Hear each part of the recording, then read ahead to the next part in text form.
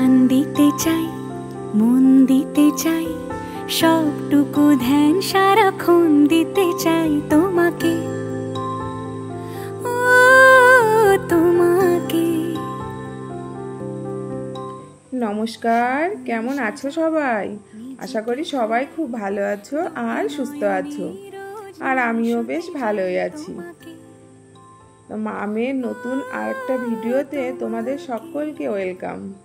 আজ রবিবার আর এখন ঘড়িতে বাজে সকাল 7টা নাগাদ।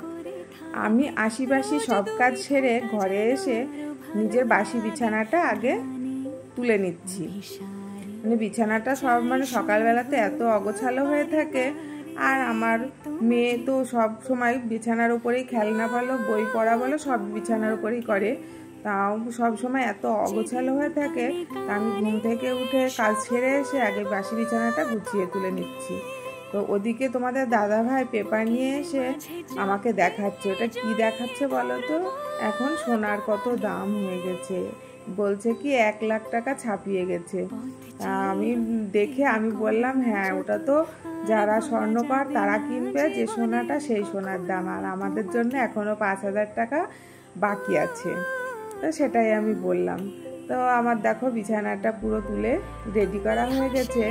এবার একটু টেডিগুলোকেও জায়গা মতো গুছিয়ে রাখবো, কারণ এত টেডি মেয়ের খেলনা সারা ঘর বিছিয়ে থাকে, কিন্তু দুটো টেডি আবার বিছানার মধ্যেও থাকে, ওর সঙ্গে ঘুমাই। তো আমি বিছানাটা তো পুরো রেডি করে নিয়েছি, নিয়ে প্রতিদিনের মতো এই যে ওয়ার্ড্রপের উপরে এটাও আমাকে গোছাতে হয় প্রতিদিন। বিছানার সঙ্গে আমার এটাও গোছানোর একটা পার্ট। আমি ওই কাজটাও সেরে নিচ্ছি। আর এই যে ফুলগুলো আছে, ফুলগুলো যে এত সুন্দর, আমার তো খুব ভালো লাগে। তারপরে আমি কিনতে গিয়ে যে দোকান থেকে কিনেছিলাম ওই দোকানে আর পাইনি, আমি আরও কিনবো বলে অন্য কালারের গেছিলাম। আর এই ফুলগুলো দেওয়া আছে যেটা, এটা কিন্তু আমার ফ্লাওয়ার ভাস না, এটা হচ্ছে একটা জগ, কাচেরই। কি বলতো, এটা আমি আমার বিয়েতে পেয়েছিলাম। আমি কোনোদিন জগটা ইউজ করিনি। জগটা কিন্তু খুব সুন্দর, কিন্তু কোনো ঢাকনা নেই খোলায়। এতদিনও আমার ঘরে তোলাই ছিল, সাজানো গোছানো তোলাই থাকতো। তা এবার হঠাৎ মনে হলো যে ইউজ তো করি না, তাহলে এটাকে তো ফ্লাওয়ার ভাস বানানোই যায়, তো সুন্দরই লাগে। তারপরে আমি ফুলগুলো নিয়ে এসে ওর মধ্যে দিয়ে তো সুন্দর একটা ফ্লাওয়ার ভাস হয়েছে, আমি রেখে দিয়েছি। আর এটা এত ভারীও আছে, এটা নড়চড়ও হয় না, যেখানে বসিয়ে রাখা হয় সেটা বেশ সুন্দর বসে থাকে। তারপরে আমি ওটাকে গুছিয়ে নিয়ে ঘরটাও ঝাড়ু দিয়ে ওদিকে পরিষ্কার করে নিয়ে রান্নাঘরে চলে এসেছি। রান্নাঘরে এসে রান্না বসাতে হবে, তোমাদের দাদা ভাইয়ের আবার খাবার দিতে হবে, 10টা থেকে 10:30টার মধ্যে আবার খাবার দেওয়ার নিয়ম। আর এদিকে আমি দেখো চালটাকে ভালো করে রগড়ে নিয়ে, আমি জলটা কিন্তু ফেলে দিইনি, জলটাকে ধরে রেখেছি। অন্তত 2-3 ধোয়া জলটা আমি ওটাকে ধরে রেখে দিই, কারণ ওই জলটা আমি গাছের গোড়ায় দিয়ে দেব। তারপরে চালটা তো আমি জলের মধ্যে দিয়ে দিয়েছি। এদিকে তোমাদের দাদা ভাই বাজার করে নিয়েও চলে এসেছে। আমি বলেছিলাম বাজার তো সবই আছে মোটামুটি, তুমি একটু মাছ নিয়ে এসো আর একটু কাঁচকলা নিয়ে আসবে, কারণ উচ্ছে বেগুন সবই ঘরে আছে। আর এখন যা গরম, এই গরমে একটু তিতো খেতে খুব ভালো লাগে, তাই একটু কলা থাকলে একটু তিতো করা যায়, তো ওই জন্য আনতে পেরেছিলাম। তো তোমাদের দাদা ভাই আবার কলাও নিয়ে এসেছে, তার সঙ্গে পটলটাও নিয়ে এসেছে, আর নিয়ে এসেছে মাছ। আর মেয়েরা বলে মাছ খেতে রোজ ভালো লাগে না, তুমি যদি মাছ আনো ওর থেকে আমাদের জন্য অল্প একটু মাংস নিয়ে আসবে, কারণ প্রতিদিন যদি 1 পিস করে মাংস হয় তাহলেই খুব ভালো লাগে, মনটা শান্তি লাগে, দেখলেও যেন শান্তি লাগে। কারণ বাচ্চাদের তো এখন যে যেটা ভালো খায়, তো ওই জন্য মেয়েদের কথা ভেবে খানিকটা মাংসও নিয়ে এসেছে। আর বাজারে গিয়ে বলছে, বাজারে গেলাম, গিয়ে আমি ইলিশ মাছ দেখলাম উঠেছে ছোটোই, তা দেখে আমি তো ইলিশ মাছটা একটু নিলাম। তা জানি না, দাম জিজ্ঞাসা করিনি, পরে দেখছি এইটুকু মাছটাই কি, কিন্তু এরও অনেক দাম। তা যাই হোক, মাছ আর এনেছে বাটা মাছ। তো মাছগুলোকে সবগুলোকে কেটে নিয়ে আমি সব মাছ তো রান্না করব না, এক রকমের অল্প করে রান্না করবো, আর চিকেনটা তো করবো মেয়েদের জন্য। ওখান থেকে আমাদেরও হয়তো 1 পিস করে, মেয়েরা না দিয়ে তো খাবে না, আমাদেরও হয়ে যাবে। কিন্তু মাছ অল্প রান্না করব আর রেখে দেবো ফ্রিজে। এদিকে দেখো চাল ধোয়ার জলটা নিয়ে এসে আমি গাছের গোড়ায় ঢেলে দিচ্ছি। আর এইগুলো হচ্ছে আমার চন্দ্রমল্লিকা গাছ।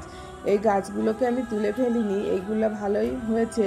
যত্ন করে এই গাছগুলোকে রেখে দিই, ডগা কেটে কেটে রেখে দিলে সামনের বার যখন গাছগুলো ফুল ফোটা মতো হবে অনেকটা বেশ ঝাঁকড়াও হয়ে যাবে আর অনেক ফুল দেবে। ওই জন্য আমি গাছগুলো আর নষ্ট করিনি। তারপরে দেখো আমি মাছ নিয়ে কিছুটা ইলিশ মাছ, এদিকে বেগুন, আলু, আদাটি কচু দিয়ে একটু কালো জিরে ফোড়ন দিয়ে আর দেব একটু আদা, একটু জিরে আর লঙ্কা পেস্ট করে ভালো করে কষিয়ে নিয়ে ঝোলটা করে নেব।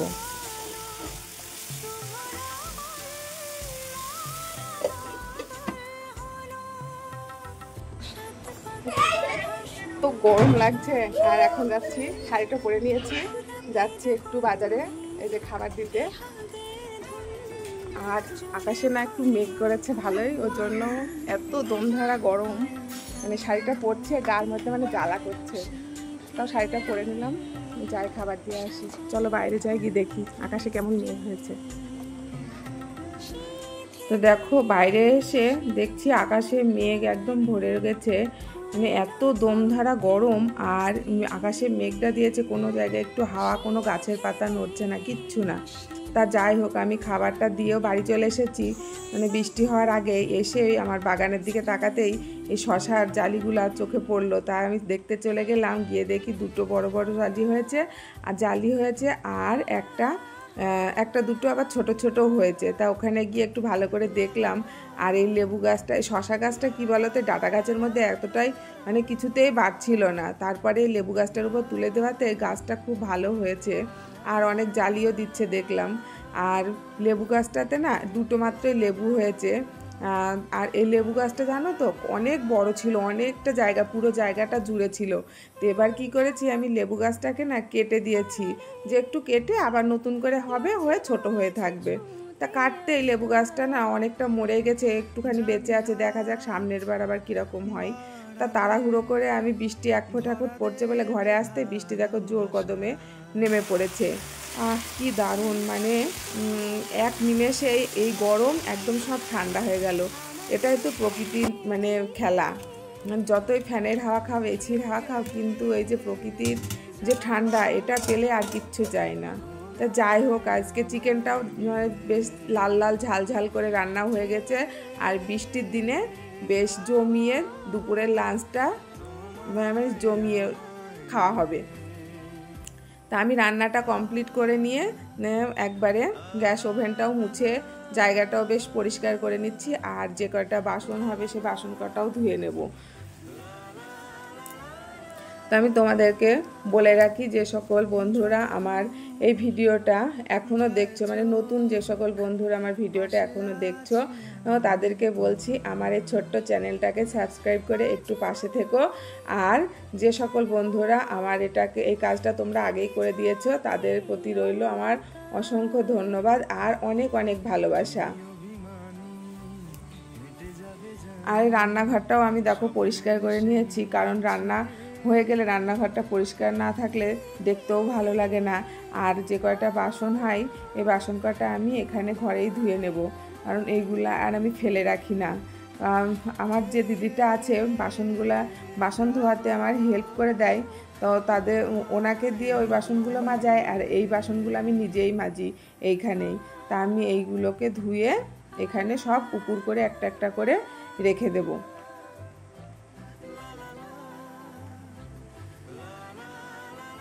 তা আমার ভিডিওটা তোমাদের কেমন লাগছে, যদি ভালো লাগে তাহলে একটু লাইক কমেন্ট করো আর একটু পাশে থেকো।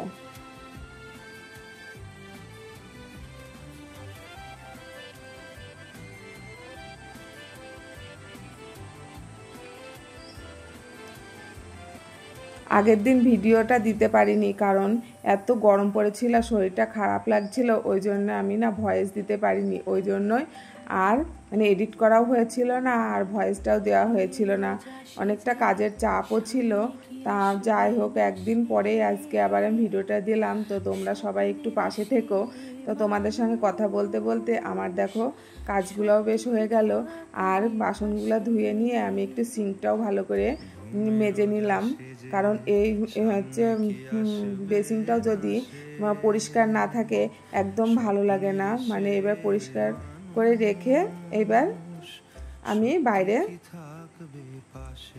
চলে যাবো। দেখো সব কিছুই আমার গোছানো হয়ে গেছে, এদিকে খাবার দাবারও রান্না করে সব গুছিয়ে ঢাকা দিয়ে রেখেছি।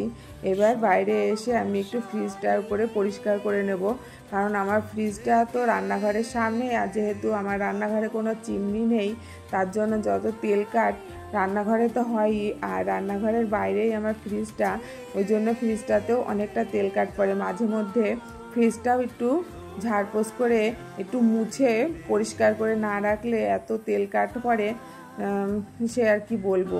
তা যাই হোক, আমি ফ্রিজটাকেও পরিষ্কার করে নিচ্ছি।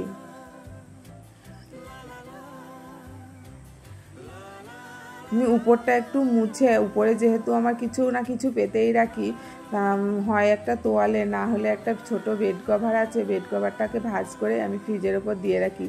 কি বলতো, বেড কভারটা দিলেই ভালো হয়, দুই সাইডে অনেকটা ঝুলে থাকে। তো আজকে তোয়ালেটাই পেতে রাখবো, আর যে জিনিসগুলো ওর উপরে মানে সবসময় আমার দরকার হয় সেই জিনিসগুলো আমি ওর উপরে সাজিয়ে রেখে দেবো। যেহেতু আমার মানে কলের পাড়ের দরজা থেকে উঠতেই আমার ফ্রিজটা ডান হাতে পড়ে, তাই ওই জিনিসগুলোই আমি সবসময় হচ্ছে ফ্রিজের ওপরে রেখে দিই। তা আজকের ভিডিওটা আমার এ পর্যন্তই। কেমন লাগলো তোমরা সবাই অবশ্যই জানিও। আবারও দেখা হবে পরের ভিডিওতে। ততক্ষণের জন্য তোমরা সবাই ভালো থেকো, সুস্থ থেকো। সব বলবো তোমাকে, বুকের মাঝে চাপতে জড়িয়ে